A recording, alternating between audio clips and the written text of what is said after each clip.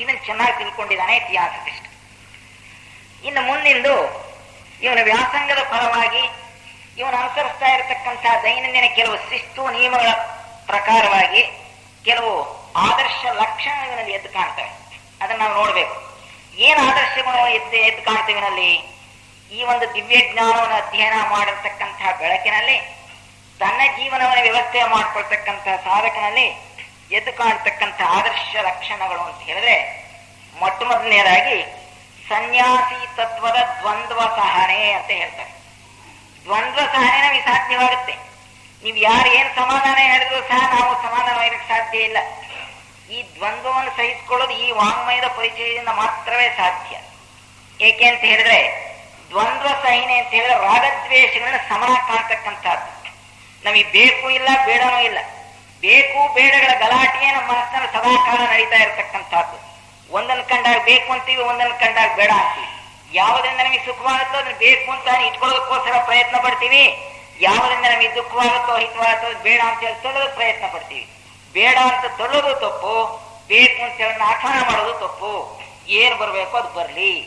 ನದ್ವೇಷ್ಟ್ಯ ಕುಶಲಂ ಕರ್ಮ ಕುಶಲೇ ನಾನುಷಜ್ಯತೆ ಅಂತ ಹೇಳಿ ಗುಣಾತೀತನ ಲಕ್ಷಣದಲ್ಲಿ ಪರಮಾತ್ಮ ಹೇಳ್ತಾನೆ.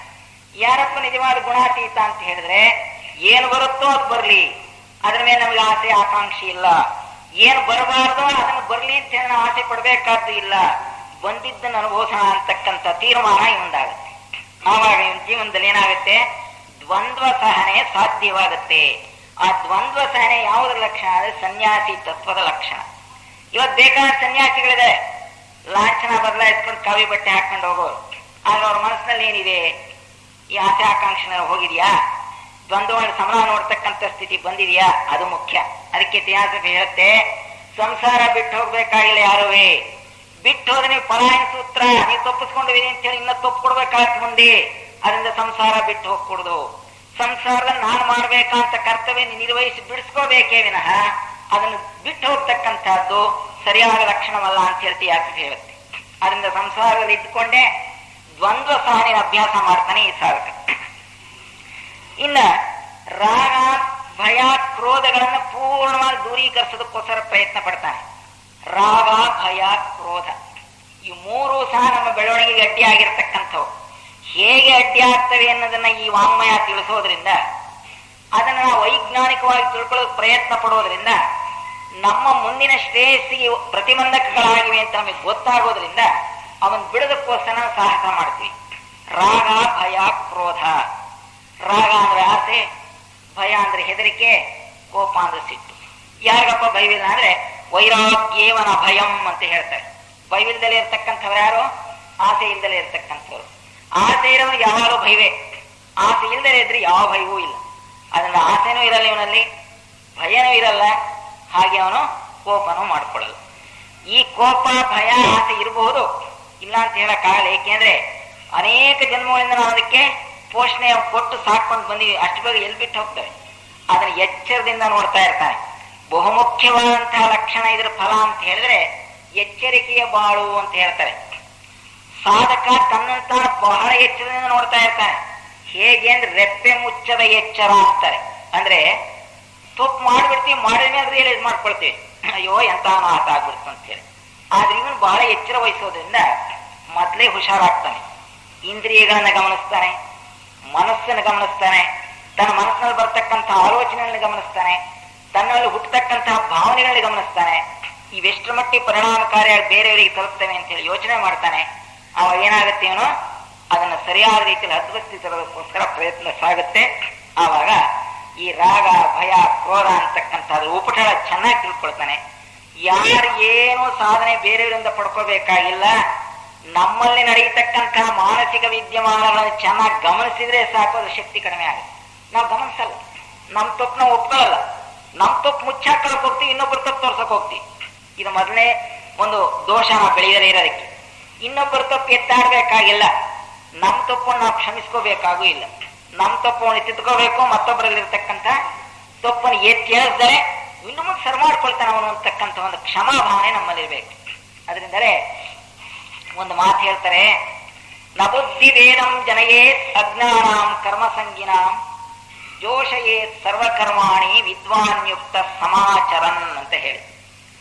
ಮತ್ತೊಬ್ಬರ ಬುದ್ಧಿಗೆ ನೀನು ಮಂಕ್ ಬಳಿಬೇಡ, ಸಂಶಯ ಹುಟ್ಟಿಸ್ಬೇಡ, ಮತ್ತೊಬ್ಬರಿಗೆ ಏನು ಹೇಳಕ್ ಹೋಗ್ಬೇಡ, ಮತ್ತೊಬ್ಬರಿಗೆ ಸಲಹೆ ಕೊಡಬೇಡ.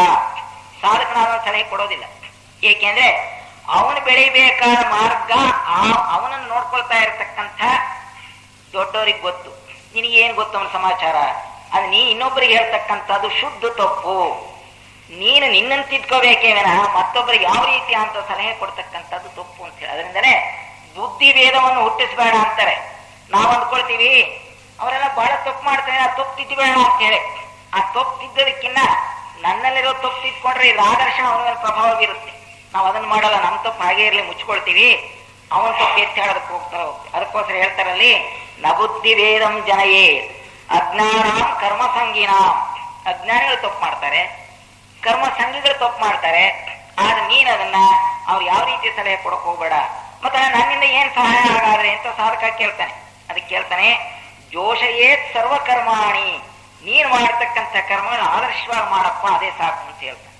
ಅದು ನಮ್ಮ ಜೀವನವನ್ನು ನಾವು ತಿಳ್ಕೊಳ್ತಾ ಆದರ್ಶವಾಗಿ ಬಾಳೋದಕ್ಕೆ ಸರಿಯಾದಂತಹ ದಾರಿ ದೀಪ ಇತಿಹಾಸ ವಾಂಗ್ಮಯದಲ್ಲಿ ಸಿಗುತ್ತೆ. ಇನ್ನೊಂದು, ಇವನಿಗೆ ದೇಹ ದೃಷ್ಟಿಯ ಬಹಳ ಸಹ್ಯವಾಗೋದಿಲ್ಲ. ದೇಹದ ಒತ್ತಡವನ್ನ ಚೆನ್ನಾಗಿ ತಿಳ್ಕೊಳ್ತಾನೆ. ದೇಹ ಅಂತಕ್ಕಂಥದ್ದು ಒಂದು ಯಮಪಾಶ ಇದ್ದ ಹಾಗೆ. ದೇಹಾಭಿಮಾನ ಪಾಶೇನ ಚಿರಂಬದ್ಧೋಸಿ ಪುತ್ರಕ ಬೋಧೋಹಂ ಜ್ಞಾನ ಖಡ್ಗೇನ ತನ್ನಿಕೃತ್ಯ ಸುಖೀ ಭವ ಅಂತ ಹೇಳಿ ಕಠೋಪನಿಷತ್ನಲ್ಲಿ ಒಂದು ಮಾತು ಬರುತ್ತೆ. ಈ ದೇಹದ ಮೇಲಿನ ಅಭಿಮಾನ ಅಂತಕ್ಕಂಥದ್ದು ಯಮಪಾಶ ಇದ್ದ ಹಾಗೆ. ಯಮಪಾಶದಿಂದ ಬೇಕಾದ್ರೆ ಒಂದು ಸ್ವಲ್ಪ ಬಿಡುಗಡೆ ಪಡಿಬಹುದಂತೆ, ದೇಹಾಭಿಮಾನದ ಬಿಡಿಸ್ಕೊಳ್ಳೋದು ಕಷ್ಟ ಅಂತಾರೆ. ಈ ದೇಹಾಭಿಮಾನವನ್ನು ಬಿಡದು ಹೊರತು ಯೋಗ ಮಾರ್ಗದ ಪ್ರವೇಶನೇ ಇಲ್ಲ. ಆ ದೇಹಾಭಿಮಾನದ ಉಪಟಳವನ್ನು ಚೆನ್ನಾಗಿ ತಿಳ್ಕೊಳ್ತಾನೆ. ಏಕೆಂದ್ರೆ ಬೆಳಗಿನಿಂದ ನೋಡಿದೀನಿ ನೀವು, ದೇಹ ಯಾವುದು, ಒಳಗಡೆ ಇರತಕ್ಕಂಥ ಆತ್ಮ ಯಾವುದು, ಅದಕ್ಕೂ ಇದಕ್ಕೆ ಏನ್ ಸಂಬಂಧ ಇದೆ? ನಾವು ದೇಹವೇ ಅಲ್ಲ, ನಾವು ದೇಹವನ್ನು ಬಳಸ್ತಾ ಇರತಕ್ಕಂತಹ ಆತ್ಮಸ್ವರೂಪ ಅಂತ ನಾವು ಅನೇಕ ವಿಷಯಗಳನ್ನು ಕೇಳಿದೀವಿ. ಇದನ್ನು ತಿಳ್ಕೊಂಡಂತಹ ಸಾಧಕ ಏನ್ ಮಾಡ್ತಾನೆ? ದೇಹ ದೃಷ್ಟಿಯ ಬಾಳನ್ನು ದೂರೀಕರಿಸ್ತಾನೆ, ಆತ್ಮದೃಷ್ಟಿಯ ಬಾಳನ್ನು ಬೆಳೆಸ್ಕೊಳ್ತಾನೆ. ಇದು ಈ ಸಾಹಿತ್ಯದಿಂದ ಆಗ್ತಕ್ಕಂತಹ ಒಂದು ಪ್ರಯೋಜನ. ಇನ್ನು ಮುಖ್ಯವಾಗಿ ಪ್ರಾಮಾಣಿಕನಾಗಿರೋದಕ್ಕೋಸ್ಕರ ಪ್ರಯತ್ನ ಪಡ್ತಾನೆ. ಬಿ ಆನೆಸ್ಟ್ ಅಂತ ಹೇಳಿ ಒಂದು ಮಾತಿದೆ. ಮಹಾತ್ಮರ ಪತ್ರಗಳಲ್ಲಿ ಶಿಷ್ಯನ ಲಕ್ಷಣಗಳನ್ನು ಗುರುತಿಸ್ತಾ ಹೇಳ್ತಾರೆ ಅವರು. ಶಿಷ್ಯರು ಯಾರೂ ಸಹ ಗುರುಗಳನ್ನ ಹುಡ್ಕೊಂಡು ಬರ್ಬೇಕಾಗಿಲ್ಲ, ನಿಮ್ಮಲ್ಲಿ ಸರಿಯಾದ ಯೋಗ್ಯತೆಗಳನ್ನು ಬೆಳೆಸ್ಕೊಂಡ್ರೆ ನಾವೇ ನಿಮ್ಮ ಹತ್ರ ಹುಡ್ಕೊಂಡು ಬರ್ತೀವಿ, ನೀವು ಹೇಗಿರ್ಬೇಕು ಅಂತ ಹೇಳಿ ಪ್ರಾಮಾಣಿಕವಾಗಿರ್ಬೇಕು ಅಂತ ಹೇಳ್ತಾರೆ. ಬಿ ಆನೆಸ್ಟ್ ಅಂತ ಹೇಳಿ. ಪ್ರಾಮಾಣಿಕವಾಗಿರೋದು ಅಂದ್ರೆ ಏನ್? ಹಾಗಾದ್ರೆ ಪರರ ಸೊತ್ತು ಪಾಷಾಣ ಅಂತ ತಿಳ್ಕೊಳ್ಳೋದು. ನಮಗಾಗಿದೆಯೇನೋ ಸಿಕ್ಕಿದ್ರೆ ಸಾಕು, ಲಪಟಾಯಿಸಿ ನಮ್ದ ಮಾಡ್ಕೊಳ್ಳೋದಕ್ಕೋಸ್ಕರ ನಾವು ಹಂಚ್ ಹಾಕ್ತಾ ಇದೀವಲ್ಲ, ಇನ್ನೆಷ್ಟು ದಿವಸಕ್ಕೆ ನಮ್ಮ ಸಾಧನೆ ಸರಿಯಾಗ್ಬೇಕಾದ್ರೆ ಇವೆಲ್ಲ ಇರ್ಬೇಕಾದ್ರೆ ನಾವು ಸಾಧಕರಾಗೋದಕ್ಕೆ ಸಾಧ್ಯನೇ ಇಲ್ಲ. ಅದರಿಂದ ಪರರ ಸೊತ್ತು ಪಾಷಾಣ ಅಂತ ಹೇಳಿ ತಿಳ್ಕೊಳ್ತಕ್ಕಂಥ ಈ ಸಾಧಕ ತನ್ನ ಜೀವನವನ್ನ ಪ್ರಾಮಾಣಿಕವಾಗಿ ನಡೆಸೋದಕ್ಕೋಸ್ಕರ ಪ್ರಯತ್ನ ಪಡ್ತಾನೆ. ಪ್ರಾಮಾಣಿಕದ ಸಂದರ್ಭದಲ್ಲಿ ನಮಗೆ ಏನೇ ತೊಂದರೆ ಬಂದರೂ ಸಹ ಸಂತೋಷದಿಂದ ಅನುಭವಿಸ್ತಾನೆ. ಏಕೆ ಅಂತ ಹೇಳಿದ್ರೆ ಪ್ರಾಮಾಣಿಕದ ಜೀವನ ಗುರುಗಳು ನನ್ನನ್ನು ಹುಡ್ಕೋದಕ್ಕೆ ಸಾಧ್ಯ ಆಗುತ್ತೆ ಅಂತ ಹೇಳಿ ತಿಳ್ಕೊಂಡಿರ್ತಾನೆ. ಅದರಿಂದ ಪ್ರಾಮಾಣಿಕವಾಗಿರೋದು ಅಂತ ಹೇಳಿದ್ರೆ ಅದಕ್ಕೋಸ್ಕರ ಏನು ಬೆಲೆ ಬೇಕಾದ್ರೂ ತಿರ್ತಾನೆ. ಒಂದು ಸಾರಿ ಜೆ ಕೃಷ್ಣಮೂರ್ತಿಗಳ ಹತ್ರ ಯಾರೋ ಒಬ್ಬರು ಸಾಧಕರು ಒಂದು ಪ್ರಶ್ನೆ ಮಾಡಿದಂತೆ, ನೀವು ಹೇಳೋದೆಲ್ಲ ಬಹಳ ಚೆನ್ನಾಗಿದೆ, ನಮಗೆ ಇಡ್ಸುತ್ತೆ, ಏನ್ ಮಾಡೋದು ಸಮಯ ಆಗ ಬಾಳೋದಕ್ಕೆ ಈ ಪ್ರಪಂಚದಲ್ಲಿ ಸಾಧ್ಯವ ಅಂತೇಳಿ ಅವ್ರು ಒಂದೇ ಉತ್ತರ ಕೊಟ್ಟರಂತೆ, ಬಾಳ್ದನೇ ಇದ್ರೆ ಬಿಡು ಹೊರಟೋಗಂದ್ರಂತೆ. ಅಂದ್ರೆ ಏನದು ಮುಖ್ಯ? ಪ್ರಾಮಾಣಿಕವಾದ ಬಹಳ ಮುಖ್ಯವೇ ವಿನಃ ಸಮಾಜ ಅಥವಾ ಸನ್ನಿವೇಶ ಅನುಗುಣವಾಗಿಲ್ಲ, ನಾನು ಅದನ್ನು ಕೈ ಬಿಡ್ತೀನಿ ಅಂತೇಳಿ ರಿಯಾಯಿತಿ ಇಲ್ಲ. ಆದ್ರೆ ಎಷ್ಟು ಗೊಂದಲವಾದ ಪ್ರಪಂಚದ ಮಧ್ಯದಲ್ಲೂ ಸಹ ಇಂತಹ ಉದಾತ್ತ ಗುಣಗಳನ್ನು ಎತ್ತಿ ಹಿಡಿಯತಕ್ಕಂಥ ಲಕ್ಷಣ ಇಂತಹ ಸಾಧಕನಲ್ಲಿರುತ್ತೆ. ಇನ್ನೊಂದು ಇವನಲ್ಲಿ ಎದ್ದು ಕಾಣತಕ್ಕಂತಹ ಲಕ್ಷಣ ಏನು ಅಂತ ಹೇಳಿದ್ರೆ ಆಧ್ಯಾತ್ಮ ಜೀವಿಯಾಗಿರ್ತಾನೆ. ಯಾವಾಗಲೂ ಪ್ರಾಪಂಚಿಕ ಸ್ವಭಾವಗಳನ್ನು ಕಡಿಮೆ ಮಾಡಿಕೊಳ್ತಾ ಪಾರಮಾರ್ಥಿಕ ಸಾಧನೆಗಳನ್ನು ಹೆಚ್ಚಿಸ್ಕೊಳ್ತಾ ಆಧ್ಯಾತ್ಮ ಜೀವಿಯಾಗೋದಕ್ಕೋಸ್ಕರ ಹಗಲಿರುಳು ಶ್ರಮಿಸ್ತಾನೆ. ಆಧ್ಯಾತ್ಮ ಜೀವಿ ಅಂದ ತಕ್ಷಣ ಅನೇಕರು ನಮ್ಗೆ ಅಲರ್ಜಿ, ಯಾಕೆಂದ್ರೆ ಸಾಧ್ಯ ಇಲ್ಲ ಅಂತ ಹೇಳಿ. ಆದ್ರೆ ಆಧ್ಯಾತ್ಮ ಅಂದ್ರೆ ಏನು ಸರಿಯಾಗಿ ತಿಳ್ಕೊಳಕ್ ಹೋಗಿಲ್ಲ. ಆಧ್ಯಾತ್ಮ ಅಂದ್ರೆ ಏನಂತ ದೊಡ್ಡ ಶಬ್ದ ಅಲ್ಲ, ನಮ್ ಕೈಲಿ ಆಚರಣೆ ಮಾಡದೇ ಇರತಕ್ಕಂತಹದ್ದು ಅಲ್ಲ, ನಾವೆಲ್ಲರೂ ಆಚರಣೆ ಮಾಡೋದಕ್ಕೆ ಸಾಧ್ಯ. ಎಲ್ಲಿಂದ ಪ್ರಾರಂಭ ಆಗುತ್ತೆ ಆಧ್ಯಾತ್ಮ ಜೀವನ ಅಂತ ಹೇಳಿದ್ರೆ ಪರರ ತನ್ನಂತೆ ಬಗೆದೊಡೆ, ಅಲ್ಲೇ ಆಧ್ಯಾತ್ಮ ಪ್ರಾರಂಭ ಆಗೋದು. ಮತ್ತೊಬ್ರು ನನ್ನ ಹಾಗೆ ಇದ್ದಾರೆ, ಅವ್ರಿಗೆ ನಾನೇನು ತೊಂದರೆ ಮಾಡಬಾರ್ದು, ಅವರು ಈ ಪ್ರಪಂಚದಲ್ಲಿ ಬೆಳೆಯೋದಕ್ಕೋಸ್ಕರ ಬಂದಿದ್ದಾರೆ, ನಾನು ಬೆಳೆಯೋದಕ್ಕೋಸ್ಕರ ಬಂದಿದ್ದೀನಿ. ಅವರು ಬೆಳೀಲಿ ಅಂತ ಹೇಳಿ ಅವ್ರು ಬೆಳೆದಕ್ಕೆ ಅವಕಾಶ ಮಾಡಿಕೊಡ್ಬೇಕು. ಇದು ನಿಜವಾಗೂ ಆಧ್ಯಾತ್ಮಿಕದ ಮೊದಲನೇ ಹೆಜ್ಜೆ. ಮತ್ತೊಬ್ರು ನನ್ನ ಹಾಗೆ ಅಂತ ಹೇಳಿ ನನಗೆ ಇನ್ನೊಬ್ಬರಿಂದ ಏನಾದರೂ ನಿಷ್ಠೂರ ಕಿರುಕುಳ ಬಂದ್ರೆ ಸಹಿಸೋದಿಲ್ವೋ, ಹಾಗೆ ನನ್ನಿಂದ ಮತ್ತೊಬ್ಬರಿಗೆ ಅಪಚಾರ ಆಗ ಅವನು ಸಹಿಸೋದು ಹೇಗೆ ಅಂತ ಹೇಳಿ ಆಲೋಚನೆ ಮಾಡಿ ಅವನು ಯಾವ ರೀತಿಯಲ್ಲೂ ಸಹ ಕೆಟ್ಟದ್ದನ್ನು ಬಯಸ್ತಾರೆ. ಮತ್ತೊಬ್ಬರಲ್ಲೂ ಸಹ ತನ್ನನ್ನೇ ಕಂಡುಕೊಂಡು ಪರರನ್ನು ತನ್ನಂತೆ ಕಾಣತಕ್ಕಂಥ ಆಧ್ಯಾತ್ಮದ ಮೊದಲನೇ ಲಕ್ಷಣ. ಡಾಕ್ಟರ್ ಎನ್ ವಿ ಸೆಂಟ್ರು the laws of higher life ಅಂತೇಳಿ ಒಂದು ಪುಸ್ತಕ ಬರೆದಿದ್ದಾರೆ. ಉನ್ನತ ಜೀವನದ ನಿಯಮಗಳು ಅಂತ ಹೇಳಿ ನಾವು ಓದ್ಬೇಕು. ಎಲ್ಲ 3 ಚಾಪ್ಟರ್ಗಳಲ್ಲಿ ಇರತಕ್ಕಂಥದ್ದು. ಮೊದಲನೇದು ಉನ್ನತ ಪ್ರಜ್ಞೆ, 2ನೇದು ಕರ್ತವ್ಯ ನಿಷ್ಠೆ, 3ನೇದು ತ್ಯಾಗ ನಿಯಮ ಅಂತ ಹೇಳಿ. ಅದ್ರಲ್ಲಿ ಅವ್ರು ಬರೀತಾರೆ ಸ್ಪಿರಿಚುಯಾಲಿಟಿ ಅಂದ್ರೆ ಏನು, ಆಧ್ಯಾತ್ಮ ಅಂದ್ರೆ ಏನು ಅಂತ ಹೇಳಿ. ದಟ್ ಅಲೋನ್ ಈಸ್ ಸ್ಪಿರಿಚುಯಾಲಿಟಿ ಅಂತ ಘೋಷಣೆ ಮಾಡ್ತಾರೋ. ಏನು ದಿಟ್ಟತನದಿಂದ ಘೋಷಣೆ ಮಾಡ್ತಾರೋ, ಭಾಷಣ ಕೇಳ್ಬೇಕು ನಾವು. ಡಾಕ್ಟರ್ ವೆಸೆಂಟ್ರ ವಿಚಾರ ಅಂತ ಹೇಳಿದ್ರೆ ಅಪಾರವಾದಂತ ವಿಚಾರ. ಅದು ನಮ್ಮ ಮನಸ್ಸು ಹೊಕ್ಕರೆ ಅದನ್ನ ಆಚರಣೆ ಮಾಡಿದ್ರೆ ಸುಮ್ಮನೆ ಸಾಧ್ಯನೇ ಇಲ್ಲ. ಅಂತ ಒಂದು ಶಕ್ತಿಯಿಂದ ಅವರು ನಮ್ಮ ಮೇಲೆ ಪ್ರಯೋಗ ಮಾಡಿದ್ದಾರೆ. ದಟ್ ಅಲೋನ್ ಈಸ್ ಸ್ಪಿರಿಚುಯಾಲಿಟಿ ಅಂದ್ರೆ ಯಾವುದು? ಟು ಸಿ ಗಾಡ್ ಎವ್ರಿವೇರ್ ಅಂತ ಹೇಳ್ತಾರೆ. ಅದೇ ಸ್ಪಿರಿಚುಯಾಲಿಟಿ. ಇನ್ನೇನು ಯಾವುದೋ ಮಹಾ ನಮ್ಮ ಕೈಲಿ ಆಗಲೇ ಇರತಕ್ಕಂಥದ್ದಲ್ಲ. ನಾವು ನೋಡ್ತಕ್ಕಂಥ ದೃಶ್ಯಗಳನ್ನ, ನಮ್ಮ ಸಂಪರ್ಕಕ್ಕೆ ಬರ್ತಕ್ಕಂಥ ವ್ಯಕ್ತಿಗಳನ್ನ, ನಾವು ಬಳಸ್ತಕ್ಕಂಥ ಪದಾರ್ಥಗಳನ್ನ, ನಮ್ಮ ಒಡನಾಟದಲ್ಲಿರ್ತಕ್ಕಂಥವರೆಲ್ಲರಲ್ಲೂ ಸಹ ದೇವರನ್ನು ಕಾಣೋದೇ ಸ್ಪಿರಿಚುಯಾಲಿಟಿ. ಇದನ್ನೇ ಸ್ಪಿರಿಚುಯಾಲಿಟಿ ಅಂತ ನಾವು ತೆಗೆದುಕೊಂಡ್ರೆ ನಾವ್ ಯಾರಿಗೆ ಅನ್ಯಾಯ ಮಾಡ್ತೀವಿ, ಯಾರಿಗೆ ಮೋಸ ಮಾಡ್ತೀವಿ, ಯಾರನ್ನೇ ದ್ವೇಷ ಕಾಡ್ತೀವಿ. ಅವರು ನಮ್ಮ ಸಹೋದರರೇ, ನಮ್ಮ ಚೈತನ್ಯ ಅವರು ಹಂಚ್ಕೊಂಡ್ರೆ ಅವರಲ್ಲಿರೋ ಚೈತನ್ಯದ ಅಂಶವೇ ನಾನು ಆಗಿದ್ದೀನಿ ಅಂತಂದ್ರೆ ನಾವೇನ್ ಮಾಡಕ್ ಸಾಧ್ಯ? ಅದಕ್ಕೊಬ್ಬ ವೇಮನ ಹೇಳ್ತಾ ಇದ್ದ ತೆಲುಗಿನಲ್ಲಿ, ಅವನೊಳಗೆ, ಕನ್ನಡದಲ್ಲಿ ಹೇಳ್ತೀನಿ ಅದನ್ನ, ಅವನೊಳಗಿರುವ ಇವನೊಳಗಿರುವ ಅವನು ಇವನೇ, ಇವನೂ ಅವನೇ. ಏನ್ ಭೇದ ಇದೆ ಇಲ್ಲಿ? ಈ ತತ್ವ ನಮ್ಗೆ ಅರ್ಥವಾದ್ರೆ ಭೇದ ಭಾವಗಳೆಲ್ಲ ಒಂದೇ ಸಾರಿ ಕಿತ್ತು ಹೋಗುದು ಬಿಡ್ಬೋದು. ಈ ತತ್ವ ಅನುಸರಿಸಿದ್ರೆ ಅದೇ ಆಧ್ಯಾತ್ಮ, ಬೇರೆ ಏನು ಅಲ್ಲ ಅಂತ ಹೇಳಿ ಆ ಒಂದು ಚಾಪ್ಟರ್ ಓದಿ ನಮ್ಗೆ ಅರ್ಥವಾಗುತ್ತೆ. ಇಷ್ಟೆಲ್ಲ ಮಾಡಿರ್ತಕ್ಕಂಥ ಒಬ್ಬ ಸಾಧಕನಲ್ಲಿ ಇನ್ನೊಂದು ಏನಿರುತ್ತೆ ಅಂತ ಹೇಳಿ ಬಹುಮುಖ್ಯವಾಗಿ ಎದ್ದು ಕಾಣತಕ್ಕಂಥ ಲಕ್ಷಣ, ಅವನಲ್ಲಿ ಸಂಶಯ ಅನ್ನೋದೇ ಇಲ್ಲ. ಸಂಶಯ ರಹಿತನಾಗಿರ್ತಾನೆ. ಏಕೆ ಅಂತ ಹೇಳಿದ್ರೆ ಅಜ್ಞಶ್ಚ ಶ್ರದ್ಧಾದಾನಶ್ಚ ಸಂಶಯಾತ್ಮ ವಿನಶ್ಯತಿ ಅಂತ ಹೇಳಿ. ಸಂಶಯ ಯಾಕೆ ಪಡ್ತೀವಿ ಅಂತ ಹೇಳಿದ್ರೆ ಸರಿಯಾದ ತಿಳುವಳಿಕೆ ಇಲ್ಲದೆ ನಾವು ಸಂಶಯ ಪಡ್ತೀವಿ. ಆ ತಿಳುವಳಿಕೆ ಥಿಯಾಸಫಿ ಕೊಡೋದ್ರಿಂದ ಸಂಶಯಕ್ಕೆ ಕಾರಣನೇ ಇಲ್ಲ. ಏಕೆ ಅಂತ ಹೇಳಿದ್ರೆ ಎಲ್ಲವೂ ವ್ಯವಸ್ಥಿತವಾಗಿ ಸಾಕ್ತಾ ಇವೆ. ಯಾರಿಗೂ ಸಹ ಒಂದು ಕೂದಲೆಡೆಯಷ್ಟು ಅನ್ಯಾಯ ದೇವರ ಯೋಜನೆ ಇಲ್ಲ ಅಂದ ಮೇಲೆ ನಮಗ ಅನ್ಯಾಯ ಅಂತ ಹೇಳ್ತಕ್ಕಂಥದ್ದನ್ನು ಅಜ್ಞಾನದ ದೃಷ್ಟಿಯಿಂದ ಅದನ್ನ ಏನೇ ಅನಾಹುತ ಆದ್ರೂ ಸಹ ನಾವು ಸಂಶಯ ಪಡೋದಕ್ಕೆ ಅವಕಾಶ ಇಲ್ಲ. ಅದರಿಂದ ಸದಾಕಾಲ ಸಂಶಯರಹಿತನಾಗಿರ್ತಕ್ಕಂಥ ಸ್ಥಿತಿ ಇವನಿಗೆ ಸಾಧ್ಯ. ಇವನ ಜೀವನ ಇನ್ನೊಂದು ಉಪಮಾನ ಕೊಟ್ಟರೆ ಚೆನ್ನಾಗಿ ಅರ್ಥವಾಗುತ್ತೆ. ಇತಿಹಾಸದಿಂದ ಚೆನ್ನಾಗಿ ಅರ್ಥ ಮಾಡಿಕೊಂಡು ದಿವ್ಯ ಜ್ಞಾನವನ್ನು ಕರಗತ ಮಾಡಿಕೊಂಡು ಅದರಲ್ಲಿರ್ತಕ್ಕಂಥ ಮೂಲಭೂತ ಸತ್ಯಗಳನ್ನ ಅರ್ಥ ಮಾಡಿಕೊಂಡು ಅವನ ಜೀವನ ನಡೆಸ್ತಾ ಇದ್ದಾನೆ ಅಂತ ಹೇಳಿದ್ರೆ ಎಷ್ಟು ಆನಂದವಾಗಿ ಅವನಿರ್ತಾನೆ ಅಂತ ಹೇಳಿದ್ರೆ, ಒಂದ್ ಕಡೆ ಬರೀತಾರೆ, ಜೀವಮಾನದ ಏರಿಳಿತ ಹೊಡೆತಗಳ ಮಧ್ಯದಲ್ಲಿ ಮನಸ್ಸಿನಲ್ಲಿ ಶಾಂತವಾಗಿರ್ತಾನೆ ಅಂತೇಳಿ. ಇದು ಅವನ ಲಕ್ಷಣ. ಜೀವಮಾನದ ಏರಿಳಿತ ಹೊಡೆತಗಳ ಮಧ್ಯದಲ್ಲಿ ಇರಬಹುದು, ಏರಿಳಿತಗಳು ಇರಬಾರ್ದು ಅಂತ ಯಾರು ಹೇಳಿದ್ದಾರೆ? ಬರಬೇಕು, ಬಂದ್ರೇನೆ ನಾವು ಸರಿ ಹೋಗ್ಬೇಕಾದ್ರೆ. ದೊಡ್ಡ ದೊಡ್ಡ ಮಹಾನುಭಾವರು ಏನ್ ಹೇಳಿದ್ದಾರೆ? ಕಷ್ಟಗಳೇ ದಾರಿ ದೀಪಗಳು ಅಂತ ಹೇಳಿದ್ದಾರೆ.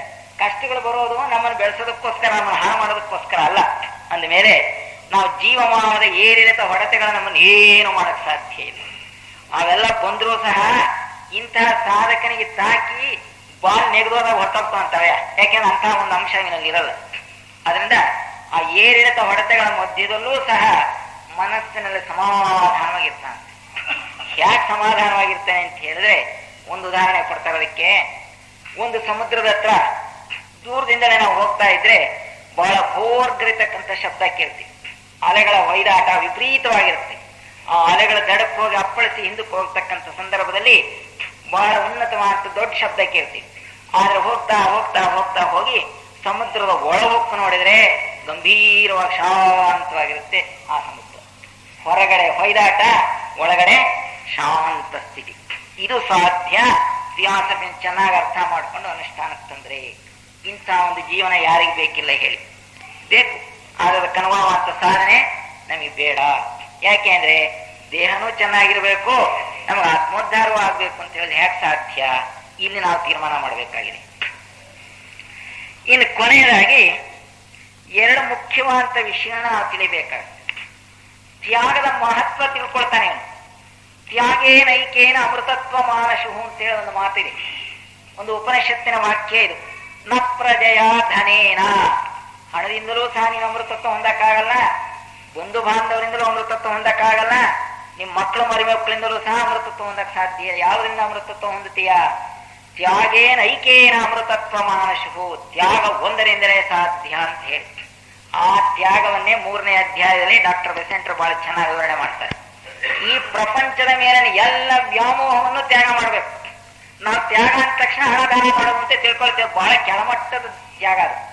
ಹಣ ತ್ಯಾಗ ಮಾಡೋದು ಸಹ ಸರ್ಪ್ಲೆಸ್ ಆಗಿದ್ರೆ ನಮಗಾಗಷ್ಟಿದ್ರೆ ನಾವು ಯಾರಿಗೂ ಕೊಡಲ್ಲ, ಇನ್ನು ಸ್ವಲ್ಪ ಬಾಚಿಕೊಡ್ತೀವಿ. ಆದ್ರೆ ತ್ಯಾಗ ಅಂತ ಹೇಳಿದ್ರೆ ಆ ಉನ್ನತ ಮಟ್ಟದ ತ್ಯಾಗದಲ್ಲಿ ಏನಾಗುತ್ತೆ ಅಂತ ಹೇಳಿದ್ರೆ ನಾವು ಈ ಪ್ರಪಂಚದ ಯಾವ ವ್ಯಾಮೋಹಕ್ಕೂ ಸಿಕ್ಕಾಕ್ಬಿಡದೆ ಎಲ್ಲ ವ್ಯಾಮೋಹಗಳು ಸಹ ನಮಗೆ ಕೊನೆಯಲ್ಲಿ ದುಃಖವನ್ನು ತಂದಾಗ್ತವೆ ಅಂತ ಹೇಳಿ ಅರ್ಥ ಮಾಡ್ಕೊಂಡಿರ್ತಕ್ಕಂಥ ಸಾಧಕ ಅದ್ರ ಕಡೆ ಕಣ್ಣೆತ್ತಿನೂ ನೋಡಲ್ವಂತೆ. ಪ್ರಾಪಂಚಿಕ ಆಮಿಷಗಳು ಇವನಿಗೆ ಹತ್ತಿರದಲ್ಲಿದ್ದು ಪಕ್ಕದಲ್ಲಿ ಸುಳಿದಾಡಿದ್ರೂ ಸಹ ಅದು ಕಣ್ಣೆತ್ತಿ ನೋಡದಲೇ ಇರ್ತಾನಂತೆ ಸಾಧಕ. ಈ ಸ್ಥಿತಿ ಇಂಥ ದಿವ್ಯ ಜ್ಞಾನವನ್ನು ಅರಗಿಸ್ಕೊಂಡ್ರೆ ಬರೋದಕ್ಕೆ ಸಾಧ್ಯ. ಅಂತಹ ತ್ಯಾಗ ನಿಯಮದಲ್ಲಿ ಪ್ರಪಂಚವನ್ನೇ ಪೂರ್ಣವಾಗಿ ಬಿಡಬೇಕು. ಅಷ್ಟೇ ಅಲ್ಲ, ದೇಹವನ್ನೂ ಬಿಡಬೇಕು, ಮನಸ್ಸಿನ ಆಲೋಚನೆಗಳು ಮನಸ್ಸನ್ನೂ ಬಿಡಬೇಕು. ಮನಸ್ಸು, ಕಾಮದೇಹ, ಸ್ಥೂಲ ದೇಹ ಈ ಮೂರೂ ಸಹ ಕೆಳಮಟ್ಟದ ನೀಚ ಸ್ವಭಾವಕ್ಕೆ ಸಂಬಂಧಪಟ್ಟವು. ಈ ಮೂರರಿಂದ ಬಿಡುಗಡೆ ಆಗಿ ಹೋಗ್ಬೇಕು ಅನ್ಸಾಗ. ಆವಾಗ ಕಾರಣ ಶರೀರದ ಶುದ್ಧ ಮನಸ್ಸಿನಲ್ಲಿ ಇವನು ಪ್ರಜ್ಞೆ ನೆಲೆಯಾಗಿ ನಿಂತರೆ ಆ ಪ್ರಜ್ಞೆ ಬೆಳಕಿನಲ್ಲಿ ತನ್ನ ಮನಸ್ಸಿನ ಚಟುವಟಿಕೆಗಳನ್ನು ಅವಲೋಕಿಸೋದಕ್ಕೆ ಸಾಧ್ಯ ಆದ್ರೆ ಆ ಮನಸ್ಸಿನ ಚಟುವಟಿಕೆಗಳೆಲ್ಲ ಸ್ತಬ್ಧವಾಗ್ತದೆ. ಅಂತ ಉನ್ನತ ಮಟ್ಟದ ಪ್ರಜ್ಞೆಯನ್ನು ಬೆಳೆಸ್ಕೊಳ್ಳೋದಕ್ಕೆ ಈ ಸಾಹಿತ್ಯ ನಮಗೆ ಸಹಾಯ ಮಾಡುತ್ತೆ. ಇನ್ನೊಂದು ಮಾತು, ಸೆಲ್ಫ್ಲೆಸ್ನೆಸ್ ಇಸ್ ವರ್ತ್ ಪೇಯಿಂಗ್ ಅಂತ ಹೇಳಿ ಒಂದು ಮಾತಿದೆ. ನಿಸ್ವಾರ್ಥತೆ ಬೆಲೆ ಕಟ್ಟೋಕೆ ಸಾಧ್ಯ ಇಲ್ಲ ಅಂತ ಹೇಳಿ. ನಾವು ಈ ಪ್ರಾಪಂಚಿಕ ವಸ್ತುಗಳ ಬೆಲೆ ಕಟ್ಟವು. ಇವತ್ತು 5,000 ರೂಪಾಯಿಗೆ ಸೈಟ್ ತಗೊಂಡ್ರೆ ಇನ್ನೊಂದು 2 ವರ್ಷ ಹೋದ್ರೆ 5 ಲಕ್ಷ ಆಗುತ್ತೆ. 5 ಲಕ್ಷ ಏನೋ ಬೆಲೆ ಇಲ್ಲ ಇದ್ರ ಮುಂದೆ, ಯಾವ್ದ್ರ ಮುಂದೆ? ಸೆಲ್ಫ್ಲೆಸ್ನೆಸ್ ಅಂತಾರೆ. ಅಂದ್ರೆ ನಿಸ್ವಾರ್ಥ ಜೀವನ. ನಿಸ್ವಾರ್ಥ ಜೀವನ ನಮ್ಗೆ ಯಾರಿಗೂ ಇನ್ನ ಬೇಕಿಲ್ಲ. ಬರೀ ಪೊಟ್ಟಿಸ್ತಾ ಇದೀವಿ, ಮಾತುಗಳಲ್ಲಿ ಕೇಳ್ತಾ ಇದೀವಿ, ಕಿವಿ ಮೇಲೆ ಹಾಕೊಳ್ತಾ ಇದೀವಿ. ಆದ್ರೆ ನಿಸ್ವಾರ್ಥ ಜೀವನ ಯಾರಿಗ್ ಬೇಕು? ನಿಸ್ವಾರ್ಥ ಜೀವನಕ್ಕೆ ತಯಾರಾಗದೇ ಇರೋದ್ರಿಂದಲೇ ಇವತ್ತಿನ ಪ್ರಪಂಚದ ಇಷ್ಟೊಂದು ರಾದ್ದಾಂತಕ್ಕೆ ಕಾರಣ. ಮಾನವ ಪುನರುತ್ಥಾನ ಅಂತ ಹೇಳಿ ಒಂದು ಪುಸ್ತಕ ಇದೆ. ಈಗಿನ ಪ್ರೆಸಿಡೆಂಟ್ ರಾಧಾಬುರ್ನಿ ಅವರು ಬರೆದಿರತಕ್ಕಂತಹದ್ದು. ಅದ್ರ 1ನೇ ಚಾಪ್ಟರ್ ನಲ್ಲಿ ಬರೀತಾರೆ ಅವರು, ಇವತ್ತಿನ ಪ್ರಪಂಚದಲ್ಲಿರ್ತಕ್ಕಂತಹ ಮಾಲಿನ್ಯ ಎಷ್ಟು, ಆ ಮಾಲಿನ್ಯಕ್ಕೆ ಕಾರಣವೇನು, ಈ ಕಾರಣವೆಲ್ಲ ಎಲ್ಲಿದೆ? ಮನುಷ್ಯನ ಮನಸ್ಸಿನಲ್ಲಿದೆ. ಏಕೆ? ಮನುಷ್ಯನ ಮನಸ್ಸು ಸದಾ ತನ್ನ ಬಗ್ಗೆನೇ ಚಿಂತೆ ಮಾಡುತ್ತೆ. ವೈಯಕ್ತಿಕವಾದ ಚಿಂತೆ ಬಿಟ್ಟು ಪರಹಿತ ಚಿಂತನೆ ಅವನಲ್ಲಿ ಇಲ್ಲವೇ ಇಲ್ಲ. ಪರಹಿತ ಚಿಂತನೆ ಯಾವಾಗ ಇಲ್ವೋ ಅದಕ್ಕೋಸ್ಕರ ಯಾರೂ ಸುಖವಾಗಿಲ್ಲ. ಅದನ್ನು ಬಿಟ್ಟು ಪರಹಿತ ಚಿಂತನೆಯ ಕಡೆ ನಮ್ಮ ಮನಸ್ಸನ್ನು ಹೊರಳಿಸಿದ್ರೆ ಆಗ ಸ್ವಾರ್ಥ ಕಡಿಮೆ ಆಗೋದು ಪ್ರಾರಂಭ ಆಗುತ್ತೆ. ನಿಸ್ವಾರ್ಥ ಜೀವನ ನಮ್ಮ ಬಾಳಿನಲ್ಲಿ ಆದರ್ಶವಾಗಿ ಎದ್ದು ಕಾಣುತ್ತೆ. ಇದು ಬೇಕಾಗಿರ್ತಕ್ಕಂಥದ್ದು. ಈ ಸೆಲ್ಫ್ಲೆಸ್ನೆಸ್ ಅಂತಕ್ಕಂಥದ್ದು ಸಾಧಕನಲ್ಲಿ ಬರೋದಕ್ಕೆ ಸ್ಪಷ್ಟವಾದಂತಹ ಮಾಹಿತಿಗಳನ್ನು ಇತಿಹಾಸ ಒದಗಿಸುತ್ತೆ. ಏಕೆಂತ ನಾನು ನಿನ್ನೆ ದಿವಸ ಥಿಯಾಸಫಿ ಅಂದ್ರೇನು ಅಂತ ಹೇಳ್ಬೇಕಾದ್ರೆ ಹೇಳಿದೆ. ಎಲ್ಲಾ ವಾಂಗ್ಮಯಗಳಲ್ಲೂ ಇರತಕ್ಕಂಥ ಸತ್ಯವನ್ನೇ ಥಿಯಾಸಫಿ ಹೇಳಿದ್ರು ಸಹ ಎಲ್ಲಾ ವಾಂಗ್ಮಯಗಳಲ್ಲಿ ತುಂಬಿಕೊಂಡಿರತಕ್ಕಂಥ ಅನಾವಶ್ಯಕವಾದನ್ನು ಕಿತ್ತು ಹಾಕ್ಬಿಟ್ಟಿದೆ. ಯಥಾರ್ಥವನ್ನು ಮಾತ್ರ ಎತ್ತು ತೋರಿಸ್ತಾ ಇದೆ ಥಿಯಾಸಫಿ ಅಂತ ಹೇಳಿದೆ. ಯಾವಾಗ ಯಥಾರ್ಥವನ್ನೇ ಎತ್ತು ತೋರಿಸುತ್ತೋ ಅಡ್ಗೋಡೆ ಮೇಲೆ ದೀಪ ಇಟ್ಟಾಗಿಡಲ್ಲ ಥಿಯಾಸಫಿ ಸಾಹಿತ್ಯ. ಕರಾರುವಾಕ ಸ್ಪಷ್ಟವಾಗಿ ಹೇಳುತ್ತೆ. ಯಾವಾಗ ಅಡ್ಗೋಡೆ ಮೇಲೆ ದೀಪ ಇಟ್ಟಾಗಿಟ್ರೆ ಒಗಟು ಕಥೆಗಳ ರೂಪದಲ್ಲಿ ಹೇಳಿದ್ರೆ ನಾವು ಅರ್ಥ ಮಾಡ್ಕೊಳ್ಳೋಕೆ ಸಾಧ್ಯ ಇಲ್ಲ. ಅದರಿಂದ ಅದನ್ನು ಬಿಟ್ಟು ಹೊಸ ಮಾರ್ಗವನ್ನು ಥಿಯಾಸಫಿ ಅನುಸರಿಸಿ ನಾವು ಬೆಳೆಸ್ಕೋಬೇಕಾಗಿರತಕ್ಕಂತಹ ಮಾರ್ಗದರ್ಶನದ ಚಿಹ್ನೆಗಳನ್ನ, ಲಕ್ಷಣಗಳನ್ನ ಸ್ಪಷ್ಟವಾಗಿ ಹೇಳ್ತಕ್ಕಂಥ ಸಾಹಸ ಥಿಯಾಸಫಿ ಮಾಡಿರೋದ್ರಿಂದ ನಿಸ್ವಾರ್ಥ ಜೀವನವನ್ನು ನಡೆಸೋದಕ್ಕೆ ನಮಗೆ ಧೈರ್ಯ ಬರುತ್ತೆ, ದಿಟ್ಟತನ ಬರುತ್ತೆ. ಆ ನಿಸ್ವಾರ್ಥ ಜೀವನವೇ ನಮ್ಮನ್ನು ಮುಂದಕ್ಕೆ ಕೊಂಡೊಯ್ತಕ್ಕಂಥದ್ದು. ಇನ್ನೊಂದು ವಿಷಯ ಅಂತ ಹೇಳಿದ್ರೆ, ನಿಸ್ವಾರ್ಥ ಜೀವನ ಒಂದು ಮುಖವಾದರೆ ಈ ಸಾಧಕನ ಆದರ್ಶ ಜೀವನದಲ್ಲಿ ಮತ್ತೊಂದು ಮುಖ the highest ideal to serve mankind ಅಂತ ಹೇಳಿ. ಯಾವುದಪ್ಪ ಅತ್ಯುನ್ನತವಾದಂತಹ ಆದರ್ಶ ಅಂತ ಹೇಳಿದ್ರೆ ಮಾನವ ಕೋಟಿಗೆ ಸಲ್ಲಿಸ್ತಕ್ಕಂತಹ ಸೇವೆ. ಏನು ಮಾನವ ಕೋಟಿ ಸಲ್ಲಿಸ್ತಕ್ಕಂತಹ ಸೇವೆ? ಹಣ ದುಡಿದು ದಾನ ಮಾಡೋದಲ್ಲ. ನಮ್ಮಲ್ಲಿ ಏನು ಶಕ್ತಿ ದೇವರು ಕೊಟ್ಟಿದ್ದಾನೋ ಅದನ್ನು ಮತ್ತೊಬ್ಬರ ಜೊತೆ ಹಂಚ್ಕೊಳ್ಳೋದು. ನಮಗೇನೋ ಉತ್ತಮ ಅಂತ ತಿಳುವಳಿಕೆ ಕೊಟ್ಟಿದ್ದಾನೆ, ನಮಗೊಬ್ರಿಗೋಸ್ಕರ ಕೊಟ್ಟಿಲ್ಲ, ಅದನ್ನ ಮತ್ತೊಬ್ಬರ ಜೊತೆ ಹಂಚ್ಕೊಳ್ಳೋಕೋಸ್ಕರ ಕೊಟ್ಟಿದ್ದಾನೆ. ಹಣ ಹೆಚ್ಚಿಗೆ ಕೊಟ್ಟಿದ್ದಾನೆ ಅಂತ ಹೇಳೋದು ಮತ್ತೊಬ್ಬರಿಗೆ ಹಂಚ್ಕೊಳ್ಳಿ ಅಂತ ಕೊಟ್ಟಿದ್ದಾನೆ. ಇನ್ನೊಬ್ರಲ್ಲಿ ದಕ್ಷತೆ ಕೊಟ್ಟಿರ್ಬೋದು, ಮತ್ತೊಬ್ಬನಲ್ಲಿ ಕಲೆ ಕೊಟ್ಟಿರ್ಬೋದು, ಇನ್ನೊಬ್ನಲ್ಲಿ ಇನ್ನೊಂದು ಕೊಟ್ಟಿರ್ಬೋದು. ಯಾರೂ ಸಹ ಬರೀ ಕೈಲಿ ಬಂದಿಲ್ಲ. ಪ್ರತಿಯೊಬ್ಬರು ಸಹ ಏನಾದ್ರೂ ಒಂದು ವಿಶೇಷತೆಯನ್ನು ತೆಗೆದುಕೊಂಡೇ ಬಂದಿದ್ದಾರೆ ಜೊತೆಯಲ್ಲಿ. ಆ ವಿಶೇಷತೆಯನ್ನು ಅವರೊಬ್ಬರೇ ಅನುಭವಿಸ್ಬೇಕು ಅಂತಲ್ಲ ದೇವರು ಕರುಣಿಸಿರೋದು. ಅದರ ಒಂದು ಪರಿಚಯ, ಅದರ ಒಂದು ಹಂಚಿಕೆ ಎಲ್ಲರೂ ಆಗ್ಬೇಕು ಇವನು ಮೂಲಕ ಅಂತೇಳಿ ಇವನು ಟ್ರಸ್ಟಿಯಾಗಿ ಕೆಲಸ ಮಾಡ್ಬೇಕು. ಅದರಿಂದ ಇವನಲ್ಲಿ ಏನು ಸ್ವತ್ತಿರ್ಲಿ, ಏನು ಒಂದು ದಕ್ಷತೆ ಇರಲಿ, ಏನು ಕಲೆ ಇರಲಿ, ಏನು ತಿಳುವಳಿಕೆ ಇರಲಿ, ಮತ್ತೊಬ್ಬರ ಜೊತೆ ಹಂಚಿಕೊಳ್ಳೋದಕ್ಕೋಸ್ಕರ ಮುಂದಾಗ್ತಾನೆ. ಇದೇ highest ideal to serve mankind ಅಂತ ಹೇಳಿ. ಮನುಷ್ಯನಿಗೆ ಸೇವೆ ಮಾಡೋದು ಅಂತ ಹೇಳಿದ್ರೆ, ಮಾನವ ಕೋಟಿ ಸೇವೆ ಮಾಡೋದು ಅಂತ ಹೇಳಿದ್ರೆ, ಎಲ್ಲದಕ್ಕಿಂತ ಅತ್ಯುನ್ನತವಾದಂತಹ ಸೇವೆ ಯಾವುದಪ್ಪ ಅಂತ ಹೇಳಿದ್ರೆ, ಅಜ್ಞಾನದ ದಿಸೆಯಿಂದ ಆಗ್ತಾ ಇರತಕ್ಕಂಥ ಅನಾಹುತವನ್ನು ಹೋಗಲಾಡಿಸೋದಿಕ್ಕೆ, ಅವನಲ್ಲಿ ಮೂಡಿರತಕ್ಕಂಥ ಅಜ್ಞಾನ ಮತ್ತು ಅಂಧಕಾರವನ್ನು ಹೋಗಲಾಡಿಸೋದು ಎಲ್ಲದಕ್ಕಿಂತ ಬೆಸ್ಟ್ ಸರ್ವೀಸ್ ಅಂತ ಹೇಳ್ತಾರೆ. ಅಂದ್ರೆ ಮನುಷ್ಯ ತಿಳಿದರೆ ತಪ್ಪು ಮಾಡ್ತಾನಲ್ಲ, ಅದನ್ನು ಹೋಗಲಾಡಿಸ್ತಕ್ಕಂಥ ರೀತಿಯಲ್ಲಿ ತಿಳುವಳಿಕೆ ಮೂಡಿಸೋದು ಇವನ ಕೆಲಸ. ಅದರಲ್ಲಿ ನಿರತನಾಗ್ತಾನೆ ನಿಜವಾದಂತಹ ಥಿಯಾಸಫಿಸ್ಟ್. ಬೇರೆ ಯಾವುದು ಅವನಿಗೆ ಮುಖ್ಯವಲ್ಲ. ಪ್ರಪಂಚ ಮುಖ್ಯ ಅಲ್ಲ, ಸಂಸಾರ ಮುಖ್ಯ ಅಲ್ಲ, ವ್ಯಾಪಾರ ಮುಖ್ಯ ಅಲ್ಲ, ಬೇರೆ ವೃತ್ತಿ ಮುಖ್ಯ ಅಲ್ಲ. ಅದೆಲ್ಲ ಮಾಡ್ತಾನೆ, ಅದೆಲ್ಲ ಮಾಡಲೇಬೇಕು ನಿರ್ವಹಣೆಗೋಸ್ಕರ. ಆದ್ರೆ ಯಾವುದು ಅಂಟ್ಕೊಂಡಿರೋದು ಅದೆಲ್ಲದರ ಜೊತೆಯಲ್ಲಿ ತನ್ನಿಗೆ ಬಂದಿರತಕ್ಕಂಥ ಒಂದು ಬೆಳವಣಿಗೆ ಹಂತದಲ್ಲಿ ತಾನು ಪಡ್ಕೊಂಡಿರತಕ್ಕಂತಹ ತಿಳುವಳಿಕೆಯನ್ನ ಎಲ್ಲರ ಜೊತೆ ಹಂಚಿಕೊಳ್ಳೋದಕ್ಕೋಸ್ಕರ ಪ್ರಯತ್ನ ಪಡ್ತಾನೆ. ಇದು ಥಿಯಾಸಫಿ ವ್ಯಾಸಂಗದಿಂದ ಬರತಕ್ಕಂತಹ ಫಲ. ಇವೆಲ್ಲದಕ್ಕಿಂತ ಮುಖ್ಯವಾಗಿ ಒಂದು ವಿಷಯವನ್ನು ಹೇಳಿ ಮುಗಿಸ್ತೀನಿ. ಕರ್ತವ್ಯ ನಿಷ್ಠೆ ಇವನಲ್ಲಿ ಬೆಳೆಯುತ್ತೆ. ಇವತ್ತು ಪ್ರಪಂಚದಲ್ಲಿ ಕರ್ತವ್ಯ ಯಾರಿಗೂ ಬೇಕಿಲ್ಲ, ಹೊಕ್ಕು ಮಾತ್ರ ಎಲ್ರಿಗೂ ಬೇಕು. ಸಂಬಳ ಕಡಿಮೆ ಇದೆ, ಜಾಸ್ತಿ ಕೊಡಿ ಅಂತ ಸ್ಟ್ರೈಕ್ ಮಾಡ್ತೀವಿ. 7 ದಿವಸ ಕೆಲಸ ಜಾಸ್ತಿ ಆಯ್ತು, 5 ದಿವಸ ಮಾಡಿ ಅಂತ ಸ್ಟ್ರೈಕ್ ಮಾಡ್ತೀವಿ. ನಿನ್ ಕರ್ತವ್ಯ ಏನಪ್ಪ ಮಾಡ್ತಾ ಇದೆ ಅಂತೇಳಿ ಕರ್ತವ್ಯ ನಾನು ಮಾಡೋದ್ ಬೇಕಿಲ್ಲ ಅಂತೇಳಿ ಒಬ್ರಿಗೊಬ್ರು ತಪ್ಪಿಸ್ಕೊಳ್ತೀವಿ. ಇದು ಇವತ್ತು ಪ್ರಪಂಚದಲ್ಲಿ ಇರತಕ್ಕಂಥ ಚಿತ್ರ. ಕೆಲಸ ಮಾಡ್ಬೇಕಾದ ಜವಾಬ್ದಾರಿ ಯಾರು ಹೊರಲ್ಲ, ಆದ್ರೆ ಅವ್ರಿಗೆ ಬೇಕಾಗಿರ್ತಕ್ಕಂಥ ಸವಲತ್ತುಗಳನ್ನೆಲ್ಲ ಕೇಳೋ ಹಕ್ಕಿದೆ. ಇದು ತದ್ವಿರುದ್ಧ ದೇವರ ಯೋಜನೆ.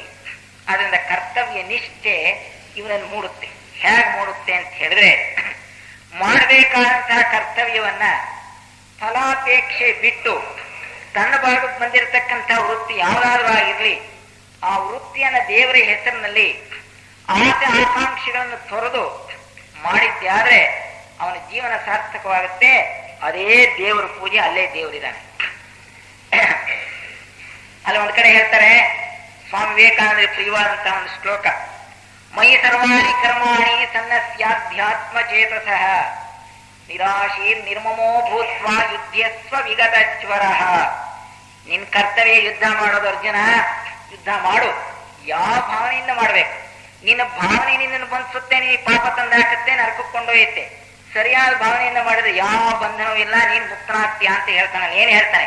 ನಿರಾಶೀರ್ ನಿರ್ಮಮೋ ಭೂತ್ವ ಯುದ್ಧಸ್ವ ವಿಗತ ಜ್ವರ. ಮನಸ್ಸಿನಲ್ಲಿ ಕಳವಳ ಇಲ್ದನೆ, ಮಮಕಾರ ಇಲ್ದನೆ, ನಾನು ಮಾಡ್ತಾ ಇದ್ದೀನಿ ಅಂತಕ್ಕಂಥ ಭಾವನೆಯನ್ನು ಬಿಟ್ಟು, ಅದರಿಂದ ನನಗೆ ಫಲ ಬರಲಿ ಅಂತಕ್ಕಂಥ ನೀನು ಆಸೆ ಬಿಟ್ಟು ನನ್ನ ಹೆಸರಿನಲ್ಲಿ ಮಾಡಪ್ಪ, ನೀನು ಯಾವ ಬಂಧನವೂ ಇಲ್ಲ ಅಂತ ಹೇಳ್ತಾನೆ. ಆ ರೀತಿ ಈ ಕರ್ತವ್ಯ ನಿಷ್ಠೆ ಹೊಂದಿರತಕ್ಕಂಥ ಸಾಧಕ ತನ್ನ ಪಾಲಿಗೆ ಬಂದಿರತಕ್ಕಂಥ ವೃತ್ತಿನ ಬಹಳ ನಿಷ್ಠೆಯಿಂದ ಕರಾರುವಕ್ಕಾಗಿ ಪರ್ಪೋಸ್ ಇಲ್ಲದೆ ಮಾಡ್ತಾನೆ. ಅಲ್ಲೇ ಅವನಿಗೆ ದೇವರ ಸಾಕ್ಷಾತ್ಕಾರ, ಅದೇ ದೇವರ ಪೂಜೆ. ಈ ವಿಷಯಗಳನ್ನ ನಾವು ನೋಡಿದಾಗ ಥಿಯಾಸಫಿಯಿಂದ ಆಗ್ತಕ್ಕಂಥ ಪ್ರಯೋಜನ ಎಷ್ಟು ಅಂತ ಹೇಳಿದ್ರೆ ಇನ್ನು ಸಾಕಷ್ಟು ಹೇಳ್ಬೋದು. ಏಕೆ ಅಂತ ಹೇಳಿ ನಾ ಮೊದಲೇ ಹೇಳಿದೆ, ಬರೀ ಓದಿರ ಸಾಲದು, ಸ್ವಲ್ಪ ತಿಳ್ಕೊಳ್ಳೋ ಪ್ರಯತ್ನ ಕೊಟ್ಟರು ಸಾಲದು, ಅದನ್ನ ಔಪಾಸನೆ ಮಾಡಬೇಕು, ಆಚರಣೆಗೆ ತರಬೇಕು. ಆ ರೀತಿ ದಿವ್ಯ ಜ್ಞಾನದ ಸಾಹಿತ್ಯವನ್ನು ಓದಿ ಮುತ್ತು ರತ್ನಗಳನ್ನು ತೆಗೆದು ಆ ಮೂಲಭೂತ ಸತ್ಯಗಳನ್ನು ಜೀವಿತಕ್ಕೆ ತಂದುಕೊಂಡಾಗ ನಾನು ಇದುವರೆಗೂ ಹೇಳಿದಂಥ ಎಲ್ಲಾ ಲಕ್ಷಣಗಳು ಆ ನಮ್ಮಲ್ಲಿ ಒಡಮೂಡಿ ದೇವರಿಗೆ ಮೆಚ್ಚತಕ್ಕಂಥ ರೀತಿ ನಾವು ಬಾಳನ್ನು ನಡೆಸಿ ನಾವು ಉನ್ನತವಾದಂತಹ ಸ್ಥಿತಿಗೆ ಹೋಗೋದಕ್ಕೆ ಸಾಧ್ಯ ಅನ್ನೋ ವಿಷಯವನ್ನು ಹೇಳಿ ನಾನು ಮುಗಿಸ್ತೀನಿ.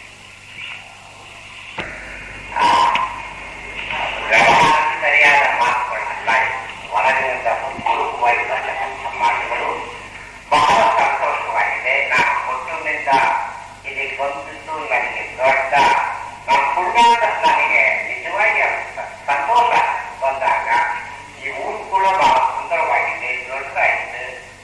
ಎಷ್ಟು ಈ ಅಧ್ಯಾತ್ಮ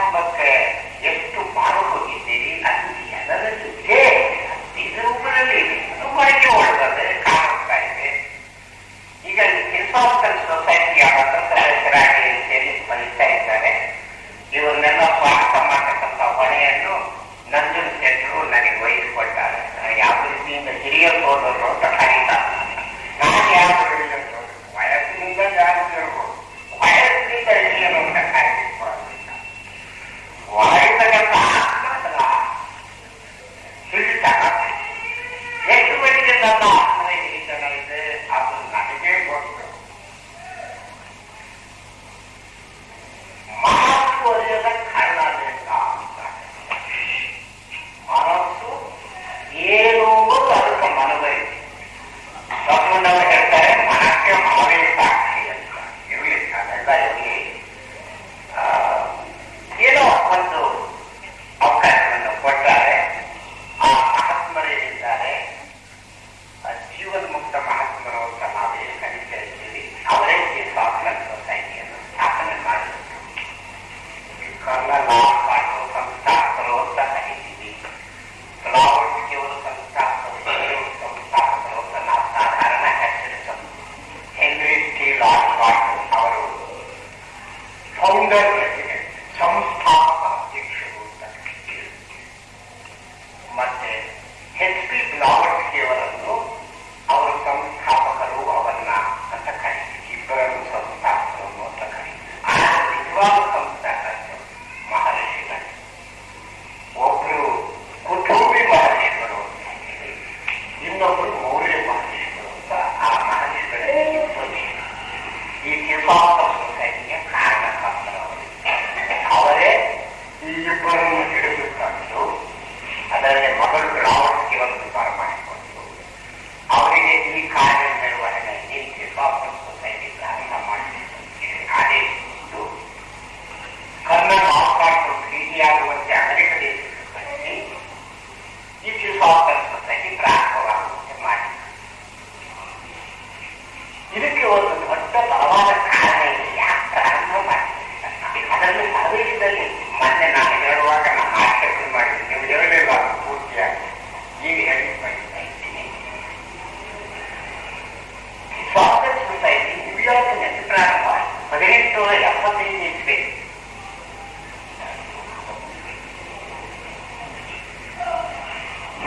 1875 ಪ್ರಾರಂಭವಾಯಿತು. ಯಾಕೋ ಪಾಶ್ಚಿಮಾತ್ಯ ದೇಶದಲ್ಲಿ ಪ್ರಾರಂಭವಾಯಿತು ಅನ್ನೋದು ಪ್ರಶ್ನೆ. ಪಾಶ್ಚಿಮಾತ್ಯರನ್ನೇ ಯಾಕೆ ಹೇಳಿದ್ರು? ಗರ್ಭಜೀವಿಗಳಾಗಿದ್ದವರು ಕಾರ್ಯ ಸಾಧನೆ ಆಗಬೇಕಾಗಿತ್ತು. ಪಾಶ್ಚಿಮಾತ್ಯ ದೇಶದಲ್ಲಿ ಭಯಂಕರ ಭೌತವಾದ ತುಂಬಿಕೊಳ್ಳುತ್ತಾ ಇದೆ.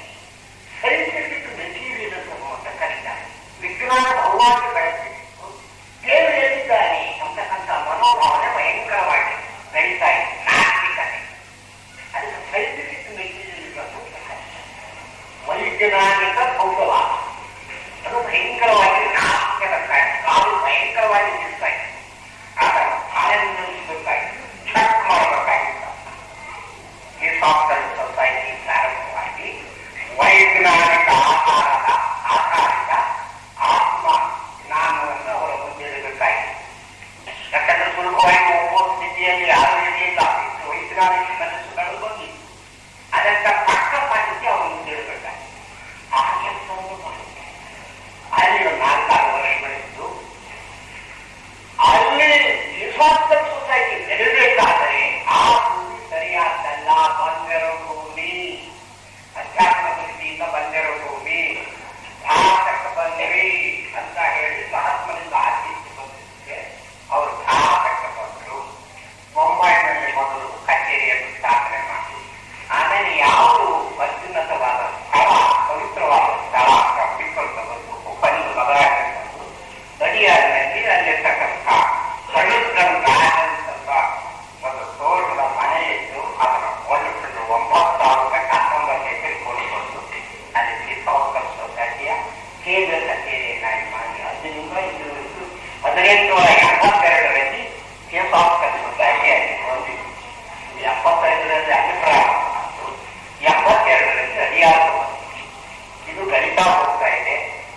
ನಿಮಗೆ ನಾನು ಹೇಳೋದೇನಿಲ್ಲ, ಎಲ್ಲರೂ ಫಿಲಾಸಫರ್ ಸೊಸೈಟಿ ಏನಿದೆ ಅದೇ ನಿಮಗೆ ಕಲಿಸ್ತದೆ.